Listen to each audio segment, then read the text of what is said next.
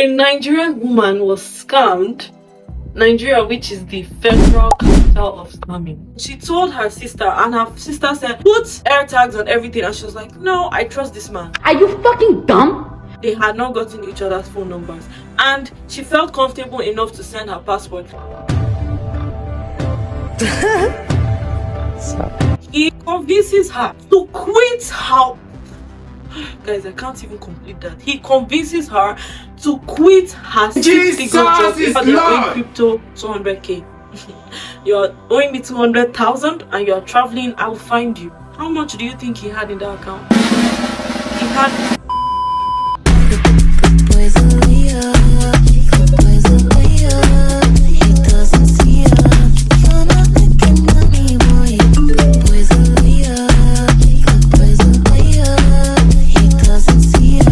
What's up YouTube, welcome back to my channel. It's Tartor here. If this is your first time, hi and welcome to my channel.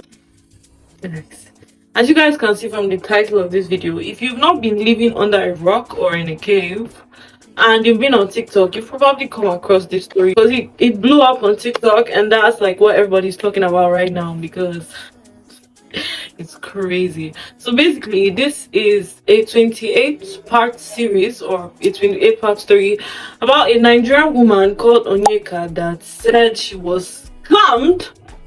Can you believe that? Can you believe that? Can you believe that? A Nigerian woman was scammed. Nigeria, which is the federal capital of scamming.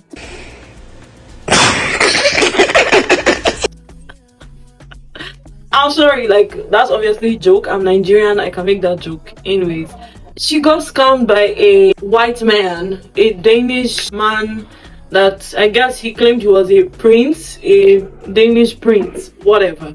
Guys, this story is so crazy, like, it's just a lot. Honestly, this whole thing took me like 4 days to be able to finish this story because I was just getting very triggered and annoyed and confused, and I was just like, yeah, I can't. And then I would see people react and I'm like, okay, let me go back and actually like judge for myself, which is, oh, I want my rings, hold on. As I was saying, I had to get my rings. She got scammed by a white man, and there has been a lot of conversations, controversies, people clocking her tea like, girl, this story is not really making sense. So basically, today I'm just going to be summarizing the story because I'm sure like not everyone wants to sit through that, like I understand, and also just like giving my opinion, and we're just gonna discuss. I'm just gonna summarize, we're gonna have a little discussion. You guys will tell me what you think because it's a lot. I have my notes. Before I get any further into this video, please give this video a like, comment, let me know your thoughts, all that. Follow me on all my socials, everything is linked in the description below. And let's just get into this video. So the first thing that like many people clocked is that he was only able to get scammed like this because he was white. And not to say like, oh, black people don't scam, because he was a Nigerian man, I'm sure she wouldn't have gotten this far. The story starts off with Onyeka, a Nigerian woman. Her and her friend, they traveled and then they met two men. And then she said instantly she was attracted to this man. She thought he was so handsome, chiseled skin, blue eyes, blonde hair. Sounds like something a white girl would say, but I digress. She thought he was so fine. She said he looked like he was out of a Calvin Klein commercial, which honestly he didn't. I mean, he wasn't ugly, but I wouldn't say that. I don't think he was that fine, but you know, she was so attracted to him. And after their first encounter, they exchanged socials, and then he started texting her. Basically, I was like, you know, I want us to go on a trip, blase blase, to Monaco. Yeah, sorry. I want us to go on a trip. He had a business meeting. He's like, please, let's go on this trip. Please come with me, whatever. And she's like, okay. You know, she was hesitant, like, I don't know. And then she's like, you know what, whatever, let's do this. And then she told her sister, and her sister said, put air tags on everything. And she was like, no, I trust this man. Are you fucking dumb? Are you fucking dumb? How do you trust this man? Like, you feel so safe with him. Why? You barely know this man. Like, for me, that was the first red flag. He just gave like she's not the kind of person that can be advised, because that is a a very simple safety precaution, and you're like, no, why? Like, why do you trust this man so much? But it's like, I digress. She said no, and then he's like, let me book your trip, send me your passport. Mind you, at this point they had not gotten each other's phone numbers, and she felt comfortable enough to send her passport. Now, this takes me back to why I said it would never have gotten this far if it was a black man. Because imagine a Nigerian man, our own kind, even said, send me your passport, let me book your ticket. The next day, we'll be hearing a story time about how this Nigerian man tried to scam her, tried to get her passport and all that. But because it was a white man, she trusted him so much and she sent him her passport details. If you want to book my trip, why can't you send me the money and then I book, I book my flight? Because at this point, this is not like her boyfriend. This is not someone she really knows. They've met once at this point. She sends her passport, he books the flight, all that. Mind you, this was a business trip. Keep in mind, most business trips are sponsored by the company. Like, the person is not sponsoring the trip. So it's highly likely that the company sponsored this trip, not the man. But anyways, they went on the trip. He told her before this trip, mind you. He told her his family is royalty, all that, and he sent her like some link to one thing, and then she saw like his surname and some royal family tree, and she instantly believed. She never ever checked, which is, I guess you can say, the second red flag. Because if someone told me like, I'm a prince in my village or something, like, oh, my family is royalty, my family is maybe not even royalty, like my dad is a politician or just someone of a higher power, I would instantly check you. I'm doing all my research, like, oh, but she did none of that. According to her, she didn't, like, there was no point where she was like, okay, let me check and see how factual this is. They went to one of these designers, I don't know if it was Dior or Gucci. He's like, pick whatever you want, and she's like, I don't want him to think I just want him for his money. So she decided to just pick a $200, I guess, Dior glasses, and he's like, oh, you were so cheap. And she's like, and I just, oh, guys, I'm sorry, I feel like I'm all over the place, but I feel like another reason is because she was a pick-me. Like, when he met him first, sorry I'm all over the place, but like things just keep coming back. So when her and her friend met this guy first time, although their second meeting, which was still in when they traveled, she asked his friend like to describe the guy's perfect woman, and then the friend described everything, and she was like, wow, this is so me.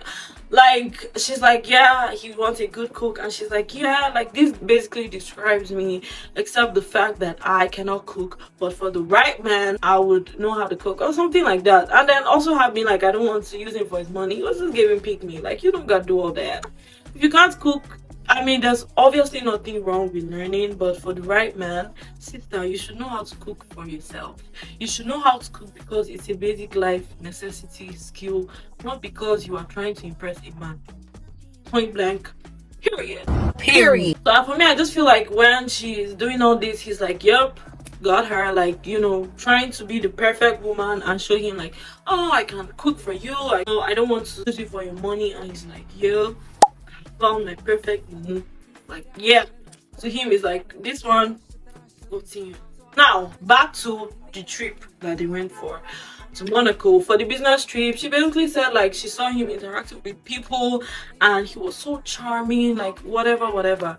Anyways, that trip, which was, mind you, their second meet, she ended up falling in love, and she said, wow, she just told him like, I love you, and she was crying because she was so in love.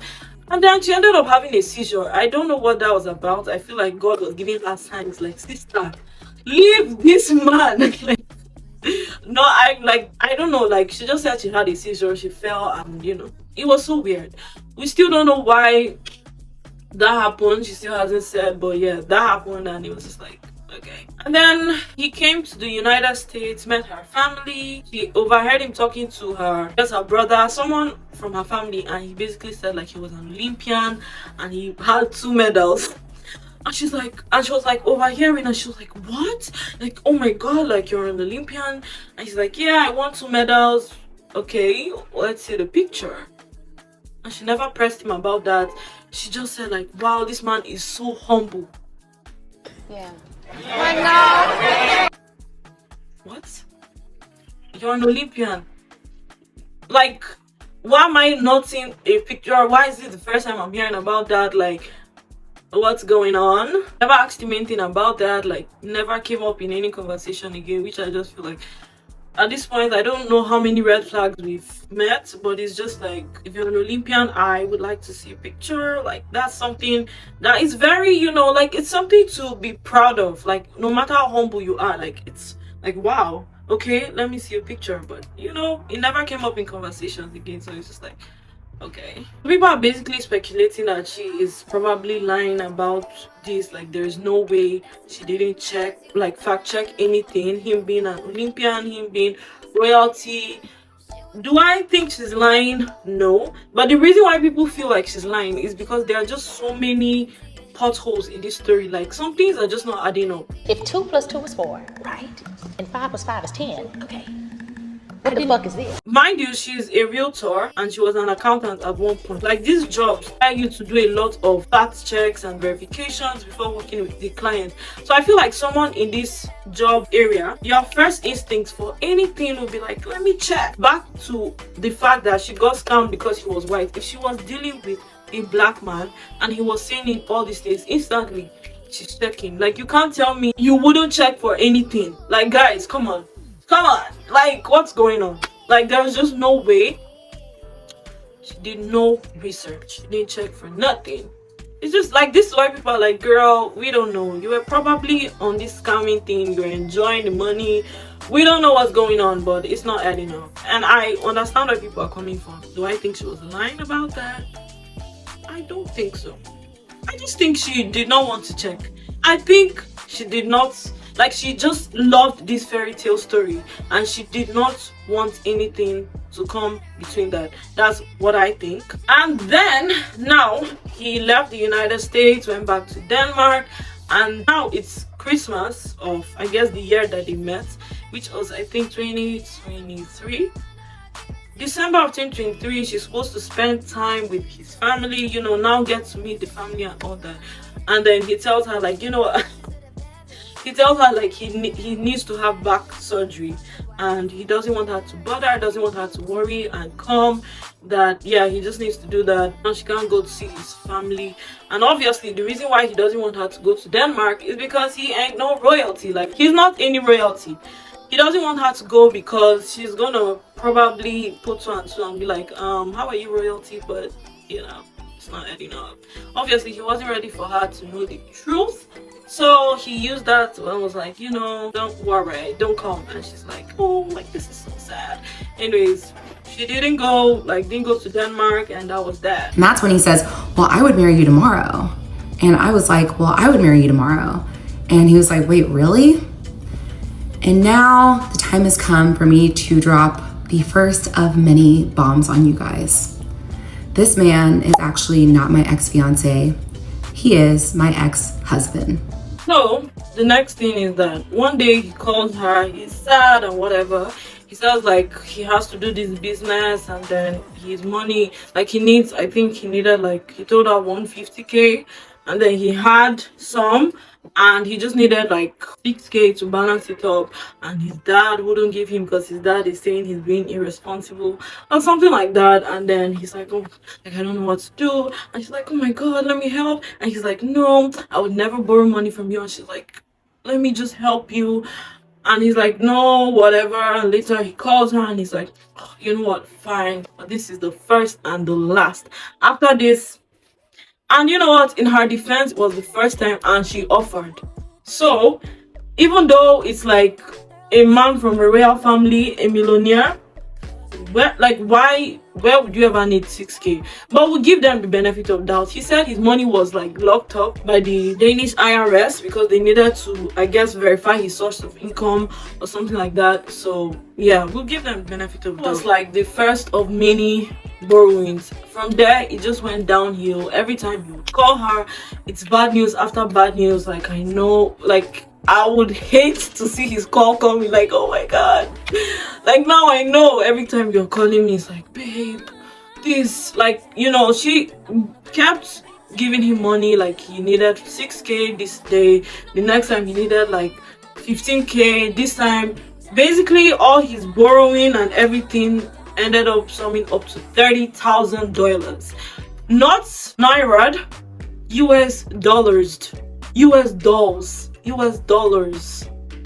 $30,000 is what he borrowed from her. Eventually, he agrees. They go to Denmark to visit his family. And then when she gets there, the house is not giving royalty at all. What's this, honey?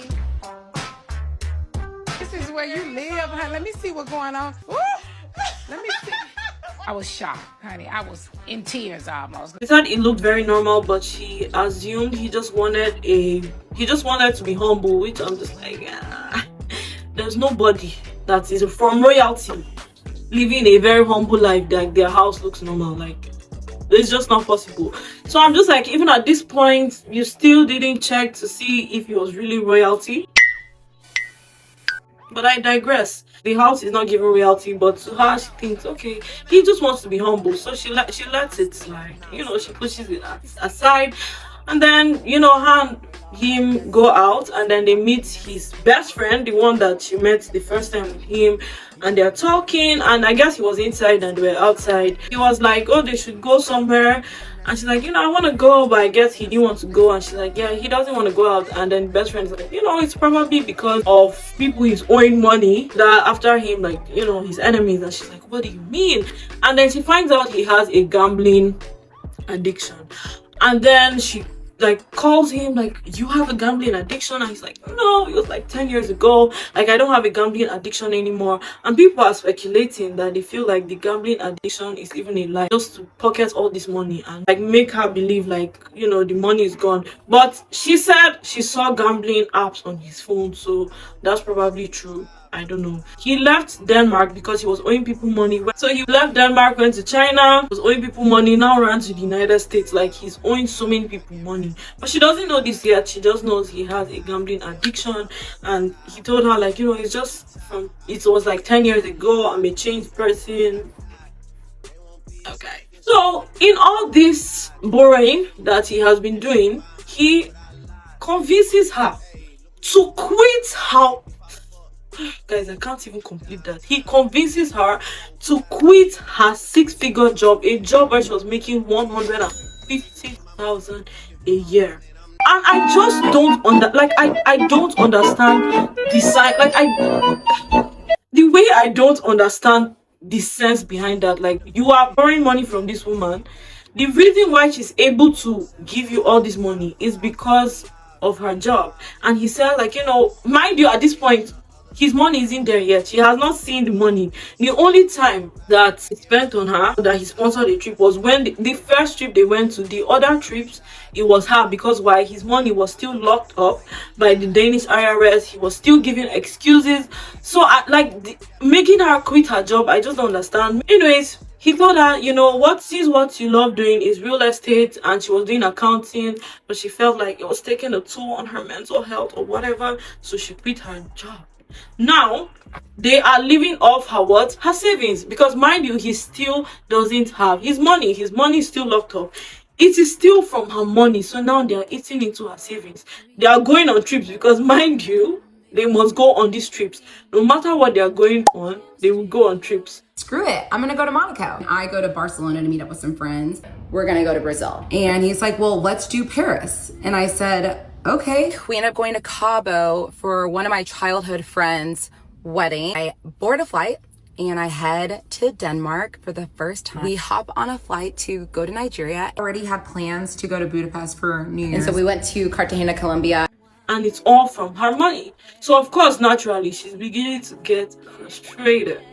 Because it's like, okay, where is this money coming? When can we? So one day, her and her husband, they're sitting and eating, and then gets a text from her friend, and it's like, Onyeka, your husband borrowed $200,000 from my husband. She called, like, she gave them the friend's husband crypto and I guess cryptic. I don't know what she gave the wife. We'll call them crypto and cryptic.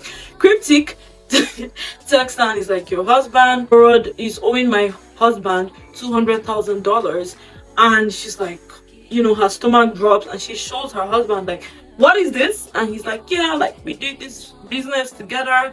I think he had to do with crypto and, you know, whatever. Still lies. Like, the man just lies. He's just feeding her lies. Like, just lying and lying and lying. And she's like, oh my god, like what are we gonna do? And he's like, yeah, when the money comes, I'm gonna pay, don't worry. Anyway, they ended up putting crypto on a payment plan to be paying him money. And then they decided to take a trip, because trust me, no matter what they're going through, they must take a trip. They took a trip. They are owing crypto 200k. You're owing me 200,000 and you're traveling. I will find you. Best believe I will come there and find you. But anyways, yeah, during this trip he proposes properly and she's over the moon and she's like, oh my god, like she cried, like she was so excited, like wow, now he has done a proper proposal. Now they're engaged. Well, they're married, but they're engaged. Now that they're engaged, he's in the States, I guess, and mind you, he's still owing her 30k. He's owing crypto 200k, owing her $30,000, and she has eaten from her savings from the last trip that they took. So her account is now looking, it's now bending, looking, giving comma. So she's now getting frustrated naturally, because me, if I borrow you money and you are living comfortably and not giving me back my money, you will not even have peace. Now they're together, she's now starting to be like, okay, when are you gonna pay me my money? Like now she's really putting fire on him, like, I need my money, brother. Like my account is looking, you know, it's shaking. And he's like, yeah, obviously still lying and saying his money has been held by the Danish IRS. Now he has proposed, and then now they're planning their wedding. Parents are like, okay, we'll take care of the traditional wedding, you guys take care of the white wedding. And she's like, oh my god, like yay. And he's like, don't worry, I got it. What? You got what? He's like, he tells the parents like, don't worry, I got it. And she hears this and she's like, hello, you know you don't have this money. I know you don't have this money. What are you doing? And she confronts him and he's like, yeah, like don't worry, I got it. Like he's spending money anyhow. And she's like, why are you spending all this money? They went out one day, he was buying drinks, he spent over 2k on drinks. And she's like, bro, like we don't have this luxury, why are you spending all this money? He got angry and said she was disrespecting him. They went home, he didn't want to talk to her. And then that day she took his card, went to the ATM, you know, checked account balance. And I want you guys to think, how much do you think he had in that account? He had 34 cents to his name. Pour me water. Pour me water, guy. All my million. And she's like, what? Like, all this money that he's saying is coming. She's like, oh my god. Like she felt sick. She went home, confronted him. He said like, yeah, I didn't know how to tell you, but the money is coming. The money has been coming for years, but she has not seen that money. So she's like, oh my god, I feel like you've been lying to me, all this, like I don't know how to trust you. He's like, don't worry, I promise I'll change, I'm gonna stop lying, like the money is coming, I promise. So she doesn't believe him, but she's like, okay, I'm just gonna see. Because now he had told the mom he's going to take care of the wedding. Now he basically owes the mom 10k, you know, because that was the agreement. Anyways, he's supposed to send the money. He keeps lying that, oh, the money is coming, whatever, and the money just doesn't come. Anyways, she decides to confront him because he is lying, and then he breaks up with her. Yeah. My head is splitting, man. Sorry. Oh God, what kind of sudden headache is this? After all this, he's the one that dumped her. Anyways, he breaks up with her, basically tries to gaslight her, and then dumps her, and then he leaves. And mind you, even after he broke up with her, after putting her through all this stress, she's begging him. He says, I am telling you, Onyeka, I made the transfer to the account she gave me. I would have come clean right now if I had it. At this point, I think we should call off the weddings. We are not working as a team, and I don't want to keep fighting over this. So he gets back from the gym and he walks in the house. He walks past me, he walks past my best friend, goes up to the room. I follow him into the room and I go, hey, can we talk about this? He said, what is there to talk about? I told you I'm done. And I go, what does that mean? He says, I want a divorce. And he said, you only love me when there's money in my account, which is crazy because there was tons of times where there wasn't money in his account.